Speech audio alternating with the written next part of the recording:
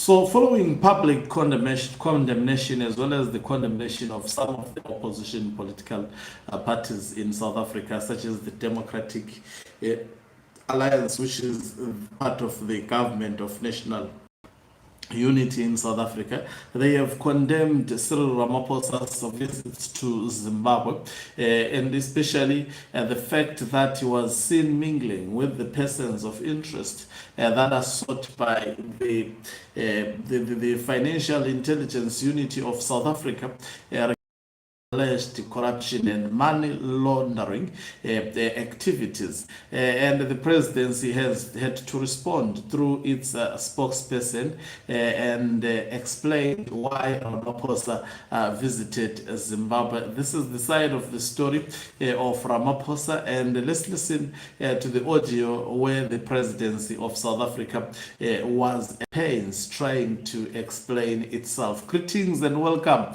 to your lovely channel, the Pani Global News. If you're watching us for the very first time, please do remember to press the subscribe button so that next time when we beam live, you become the very first one to watch us. So let me play the audio.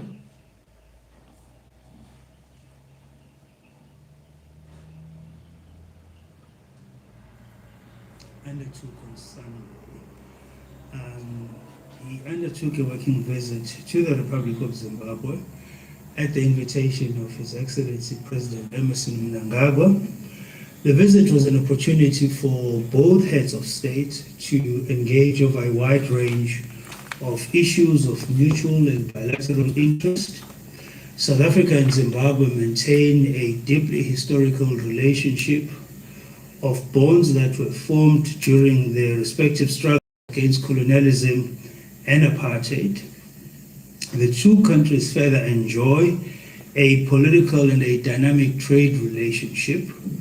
As an example, in 2025, exports from South Africa totaled about $4.30 billion, with agricultural products and machinery dominating most of the traded goods. Both presidents agreed to retreat to President Mnangagwa's farm, where they will engage in a relaxed environment and outside of the constraints of presidential formality and protocol. Over and above the planned meeting, the president was interested in learning how President Mnangagwa is assisting local farmers in the area that neighbor his farm.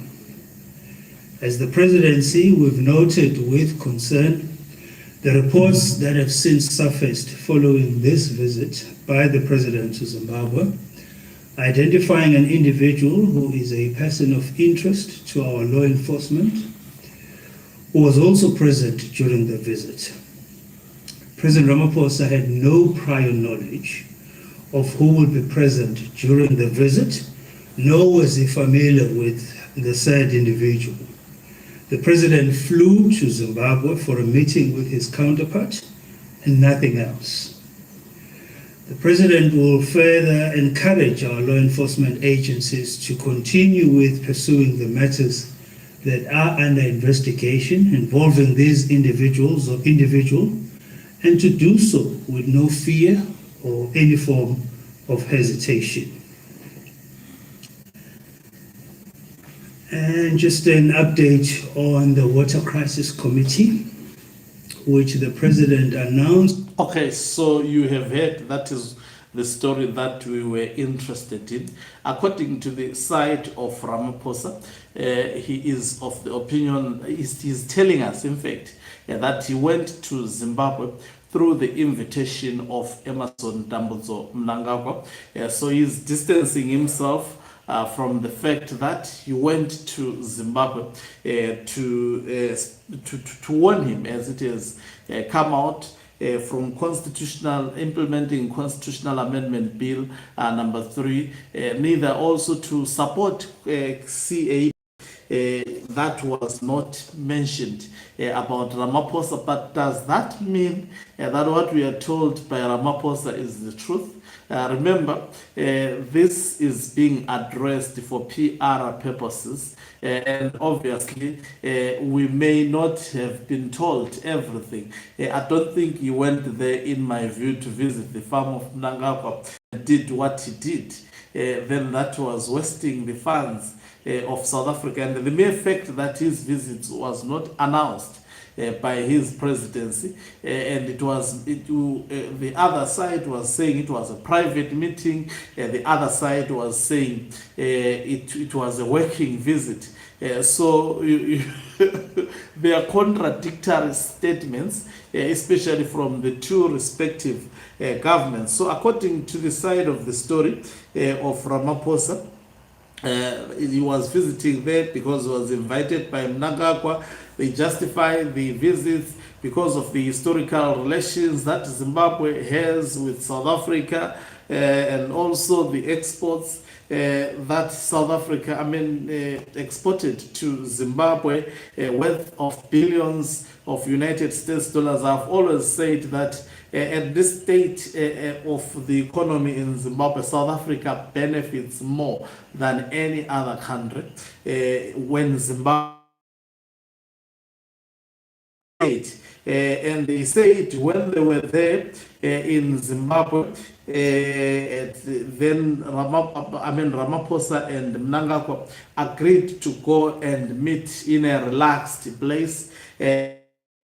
Place was the Prikepo farm of Emerson Dambudzo Mnangagwa. It appears the State House was not a relaxed place where they were going to undertake their discussions. And also Cyril Ramaphosa saying he was interested at viewing the farm of Emerson Dambudzo Mnangagwa, and also getting to learn how he is assisting local farmers. Quite good at spinning information. And also when it comes to him being seen mingling with a man who is sought by the justice system of South Africa, Wicknell, or who is under investigation from the state institutions of South Africa.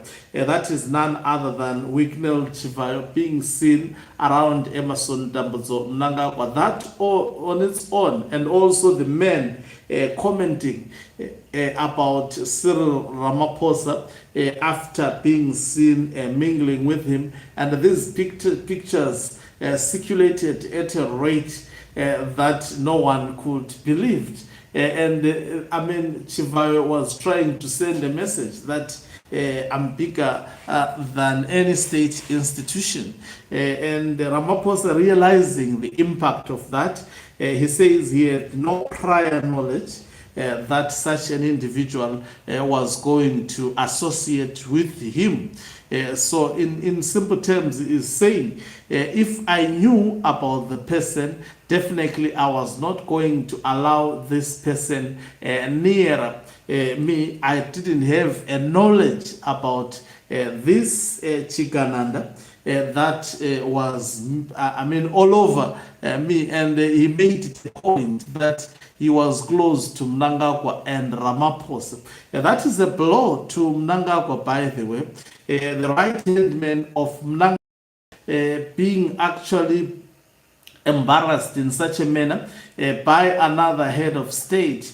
It's a blow, in my view, to Wicknell Chivayo, and also saying if there is any individual who is investigated by state institutions in South Africa for wrongdoing, such investigations must go on. In simple terms, he told the institutions that are investigating Wicknell Chivayo to continue pursuing those investigations. In simple terms, trying to say, I would not allow the dramatic events that were done or parroted by Wicknell Chivayo in in Zimbabwe to overshadow the work that is being done by other state institutions. He will continue to be investigated, including also his brother